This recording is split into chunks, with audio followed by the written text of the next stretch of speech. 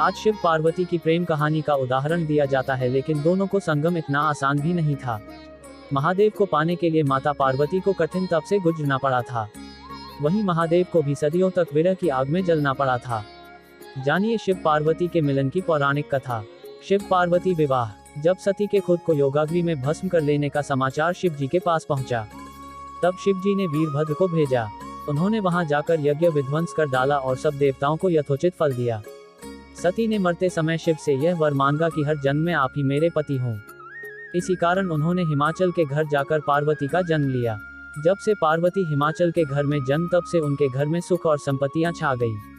पार्वती जी के आने से पर्वत शोभायमान हो गया। जब नारद जी ने ये सब समाचार सुने तो वे हिमाचल पहुंचे। वहां पहुंचकर वे हिमाचल से मिले और हंसकर बोले, तुम्हारी कन्या गुणों की खान है। यह स्वभाव से ही सुंदर, सुशील और शांत है। यह कन्या सुलक्षणों से संपन्न है। यह अपने पति को प्यारी होगी। अब इसमें जो 2-4 अवगुण है वे भी सुन लो। गुणहीन, मानहीन, माता पिता विहीन, उदासीन, लापरवाह। इसका पति नंगा, योगी, जटाधारी और सांपों को गले में धारण करने वाला होगा। यह बात सुनकर पार्वती के माता पिता चिंतित हो गए। उन्होंने देवर्षि से इसका उपाय पूछा। तब नारद जी बोले, जो दोष मैंने बताए मेरे अनुमान से वे सभी शिव में है। अगर शिव जी के साथ विवाह हो जाए तो ये दोष गुण के समान ही हो जाएंगे। यदि तुम्हारी कन्या तप करे तो शिव जी ही इसकी किस्मत बदल सकते हैं। तब यह सुनकर पार्वती जी की मां विचलित हो गई। उन्होंने पार्वती के पिता से कहा, आप अनुकूल घर में ही अपनी पुत्री का विवाह कीजिएगा, क्योंकि पार्वती मुझे प्राणों से अधिक प्रिय है। पार्वती को देखकर मैना का गला भर आया। पार्वती ने अपनी मां से कहा, मां मुझे एक ब्राह्मण ने सपने में कहा है कि जो नारद जी ने कहा है तू उसे सत्य समझकर जाकर तप कर। यह तप तेरे लिए दुखों का नाश करने वाला है। उसके बाद माता पिता को बड़ी खुशी से समझाकर पार्वती तप करने गई। पार्वती जी ने शिव को पति रूप में पाने के लिए तपस्या आरंभ की, लेकिन शिव को सांसारिक बंधनों में कदापि रुचि नहीं थी। इसलिए पार्वती जी ने अत्यंत कठोर तपस्या की ताकि शिव प्रसन्न होकर उनसे विवाह कर लें। जब सप्तर्षि सती की परीक्षा लेने गए, सप्तर्षि ने पार्वती से जाकर पूछा, तुम किसके लिए इतना कठिन तप कर रही हो? तब पार्वती ने सकुचाते हुए कहा, आप लोग मेरी मूर्खता को सुनकर हंसेंगे। मैं शिव को अपना पति बनाना चाहती हूँ। पार्वती की बात सुनकर सभी ऋषि हंसने लगे और बोले कि तुमने उस नारद का उपदेश सुनकर शिव को अपना पति माना है, जो सब कुछ चौपट कर देता है।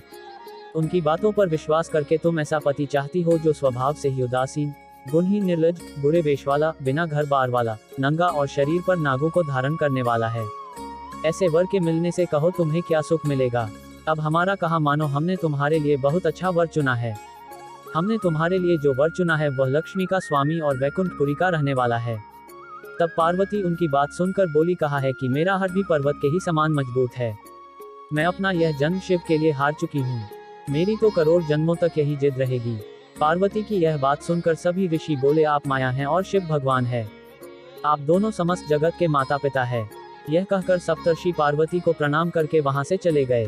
पार्वती जी की दृढ़ निष्ठा ने जीत लिया शिव जी का मन। वर्षों तपस्या करने के बाद एक दिन पार्वती जी के पास एक ब्रह्मचारी आया। वह ब्रह्मचारी तपस्विनी पार्वती का आग्रह स्वीकार करने से पूर्व बोल उठा, तुम्हारे जैसी सुकुमारी क्या तपस्या के योग्य है? मैंने दीर्घ काल तक तप किया है। चाहो तो मेरा आधा या पूरा तप ले लो, किंतु तुम इतनी कठिन तपस्या मत करो।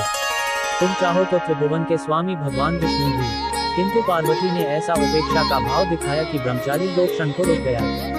फिर बोला, योग्य वर में 3 गुण देखे जाते हैं, सौंदर्य, कुलीनता और संपत्ति। इन तीनों में से शिव के पास एक भी नहीं है। नीलकंठ, त्रिलोचन, जटाधारी, विभूति पोते, सांप लपेटे शिव में तुम्हें कहीं सौंदर्य दिखता है? उनकी संपत्ति का तो कहना ही क्या, नग्न रहते हैं। बहुत हुआ तो चर्म चमड़ात लपेट लिया। कोई नहीं जानता कि उनकी उत्पत्ति कैसे हुई। ब्रह्मचारी पता नहीं क्या क्या कहता रहा, किंतु अपने आराध्य की निंदा पार्वती को अच्छी नहीं लगी। अतः वे अन्यत्र जाने को उठ खड़ी हुई। तब शिव उनकी निष्ठा देख ब्रह्मचारी रूप त्याग प्रकट हुए और उनसे विवाह किया। जहाँ दृढ़ लगन, कष्ट सहने का साहस और अटूट आत्मविश्वास हो, वहाँ लक्ष्य की प्राप्ति अवश्य होती है।